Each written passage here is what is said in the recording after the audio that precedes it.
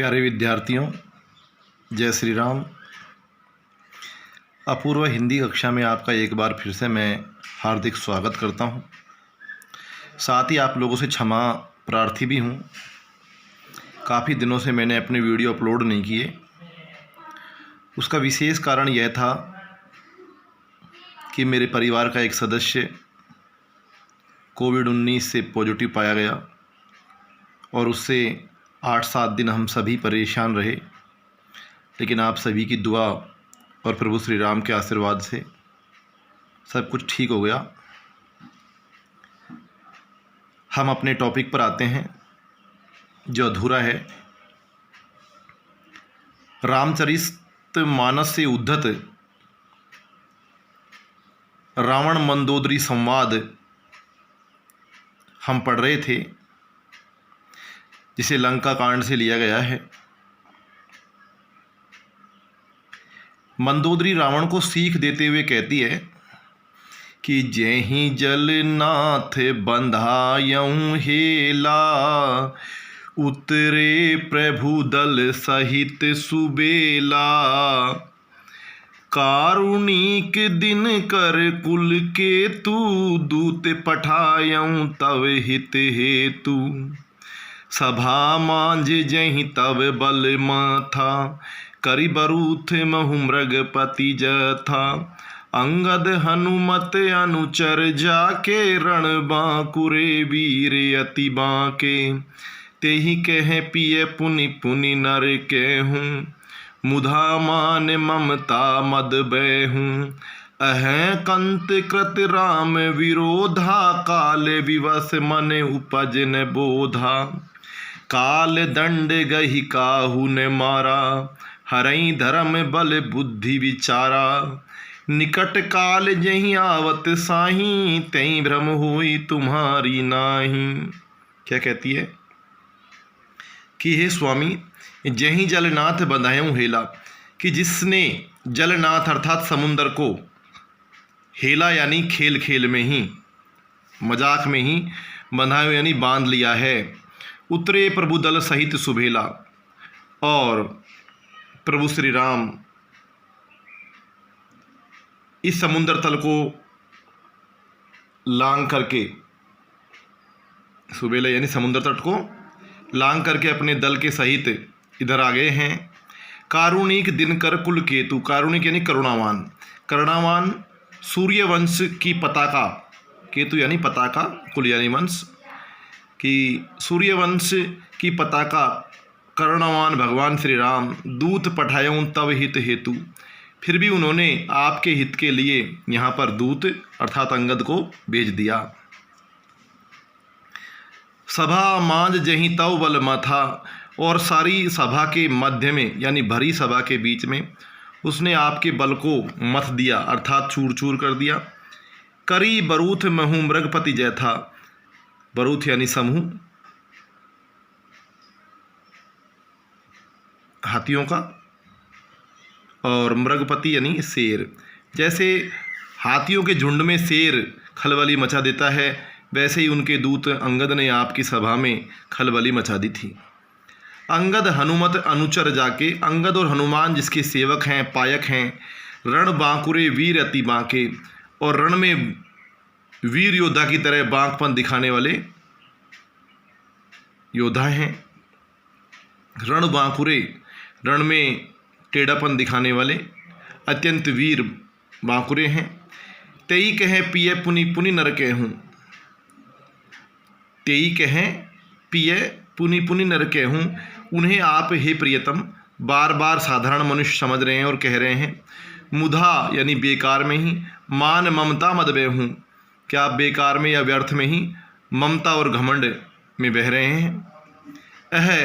अरे स्वामी, कृत राम विरोधा, आप राम से विरोध मत कीजिए। क्यों कर रहे हैं। काल विवश मन उपज न बोधा, शायद मृत्यु के वशीभूत होकर के आपको ज्ञान नहीं हो रहा है।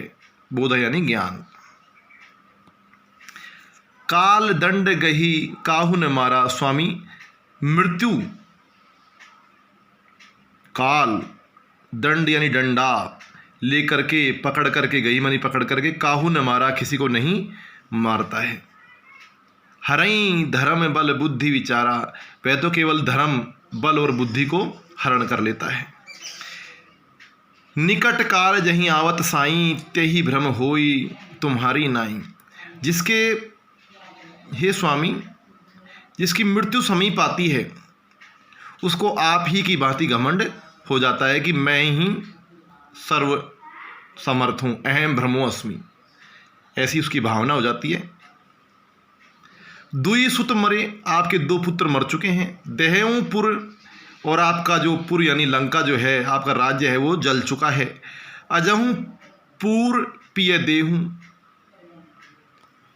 दुही सुत मरे देहऊं पुर, अजहूं पूर पिय देहूं, कि हे स्वामी, आपके 2 पुत्र समाप्त हो चुके हैं, लंका नगरी आपकी जल चुकी है, और अब तो इस झूठे अहंकार को त्याग दो। अजहूं पूर पिय देहूं, कि अब तो आप इस अहंकार को छोड़ दो।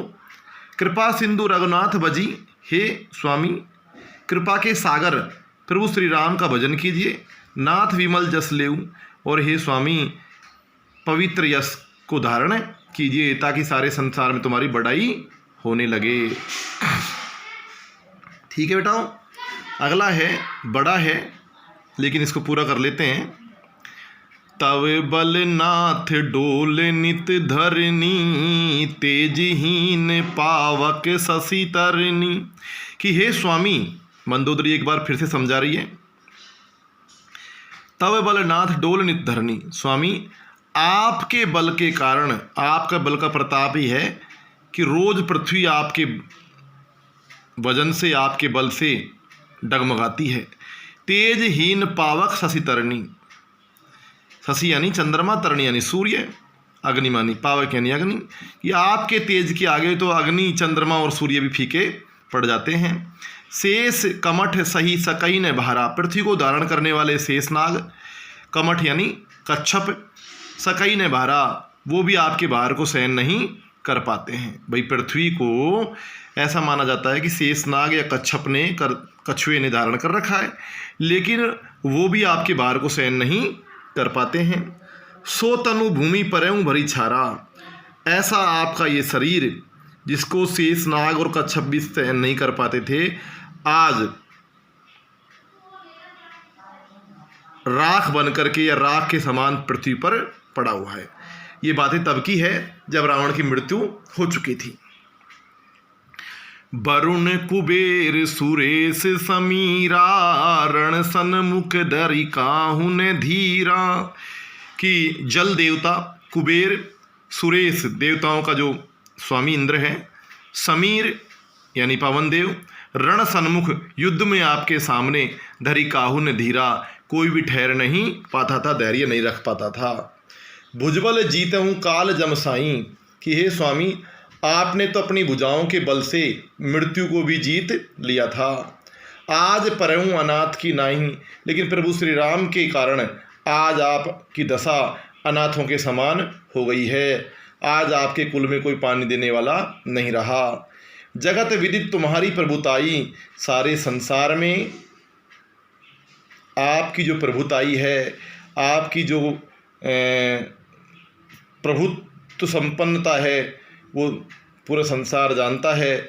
सुत परिजन बल बरने न जाई, और आपके जो पुत्र हैं, आपके जो सगे संबंधी हैं, उनके बल का भी बखान नहीं किया जा सकता। राम विमुख उस हाल तुम्हारा, लेकिन हे प्रभु, इतना सब होने के बावजूद भी, हे स्वामी, प्रभु श्री राम से विमुख होने के बाद आपका ये हाल हो गया। रहा न को कुल रोवण निहारा, आपके कुल में कोई रोने वाला भी नहीं रहा। तब बस विधि प्रपंच सब ना था, हे स्वामी, आपके बस में हमेशा विधि यानी ब्रह्मा और सभी वेद विधान अधीन रहे। सभे दिसिप नित नावई माथा, और समस्त दिग्पाल, दिसिप यानी दिग्पाल, भय के साथ आपको रोज सिर नवाते थे। अब तब सिर भुज जम्बू खाई, लेकिन अफसोस, अब आपके इस सुर को, आपकी भुजाओं को जम्बुक यानी सियार, गीदड़ खारे हैं। राम विमुख यह अनुचित नाई, और यह सही भी है। अनुचित नाई यानी यह कोई गलत नहीं है, सही है। जो राम से विमुख हो जाता है उसका यही हाल होता है। काले विवश पति कहा ने माना, हे स्वामी मृत्यु के वशीभूत होकर के आपने मेरा कहा नहीं माना। अब जगन्नाथ मनुज करी जाना, और अभी भी हे स्वामी आपने संसार के नाथ भगवान विष्णु के अवतार श्री राम को साधारण मनुष्य ही समझा। और आगे बढ़ाती है, कहती है, जान्यो मनुज करी धनुज कानन दहन पावक हरीश्वम, जेहि नमत शिव ब्रह्मादि सुर पिय भजऊ नहीं करुणामयम। कि हे स्वामी इसे आपने साधारण मनुष्य समझा। धनुज कानन वह आपके राक्षस रूपी वन, दहन पावक जलाने वाली अग्नि के समान स्वयं भगवान विष्णु हैं। जान्यो मनुज करी धनुज कानन, रूपक अलंकार धनुज कानन में। जान्यो यानी समझा, मनुज करी साधारण मनुष्य, धनुज कानन यानी राक्षस रूपी वन, कानन यानी वन, दहन पावक जलाने वाली अग्नि, हरि स्वयं भगवान स्वयं खुद। कि जिन्हें आपने साधारण मनुष्य समझा वह भगवान श्री राम खुद इस आपके राक्षस रूपी वन को जलाने वाली अग्नि के समान हैं। रूपक अलंकार है। जय नमत शिव ब्रह्मादि, जिसको साक्षात शिव और ब्रह्मा आदि भी नमस्कार करते हैं। सुर पिय भजऊं नहीं करुणा में, यही नमत शिव ब्रह्मादि सुर पिय भजऊं नहीं करुणा में, जिसको भगवान शिव ब्रह्मा और सुर भी नमस्कार करते हैं, देवता नमस्कार करते हैं। हे प्रियतम, हे स्वामी आपने उस करुणा में भगवान श्री राम का भजन नहीं किया। आ जन्म ते पर दोहरत, और फिर करते भी कैसे?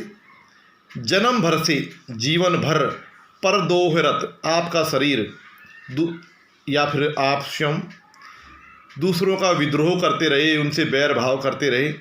पापोग में तव तनु अयम, अयम यानी यह संस्कृत शब्दावली है। पापोग में यानी पाप में डूबी हुई जल की बाढ़ के समान, यानी एक निराधम निकृष्ट प्राणी या भयंकर पापी। आपका ये पूरा शरीर हमेशा पाप की बाढ़ में पड़ा रहा। आप फिर से सुन लीजिए। आजन्ते पर दोहरत, कि जीवन भर आपका शरीर दूसरों से विद्रोह करता रहा, बैर भाव करता रहा। पापोग में तव तनुयम, और ये पाप रूपी या पाप में डूबी हुई जल की बाढ़ के समान आपका ये शरीर रहा है।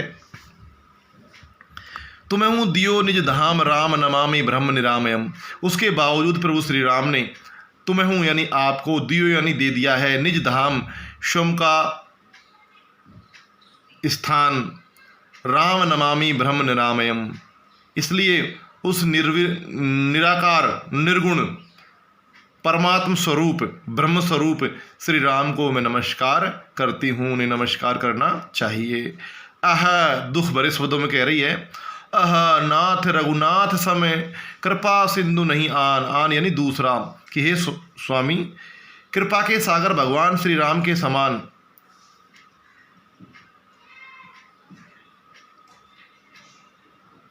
और कोई नहीं है। जोगी वृंद दुर्लभ गति, जोगी यानी योगी, वृंद यानी समूह, यानी योगियों के समूह या ऋषि मुनियों को भी जो गति यानी उद्धार दुर्लभ है, कठिन है, यानी जो विशेष तप करने वाले जो योगी हैं, महात्मा हैं, उनको भी जो गति या दशा मिलना कठिन है, तो ही दीनी भगवान उसे प्रभु श्री राम ने आपको दे दिया है। तो ये आपका ये जो लेसन है वो कंप्लीट हुआ। और अब आप लोगों को क्या करना है, करना कुछ ज़्यादा नहीं है। एक तो इसको पूरी तरीके से याद करना है आप लोगों को, और ये जो व्याख्या दे रखी है, 2 व्याख्याएँ, पद्यांशों की सप्रसंगी व्याख्या कीजिए। कंत समुझी मन तजहूँ, ये कै और खे दोनों व्याख्या आप लोगों को करनी है। और एक ये प्रश्न है,